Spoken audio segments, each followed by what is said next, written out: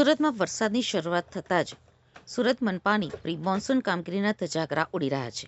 ત્યારે પાલ RTO circle વિસ્તારમાં વરસાદની શરૂઆત સાથે જ રોડ બેસી જવાની ઘટના સામે આવી છે. અચાનક પડેલા ભૂવામાં એક ઇલેક્ટ્રિક બસનો આગળનો ભાગ ફસાઈ જતા રસ્તા ઉપર અફરાતફરી મચી ગઈ હતી.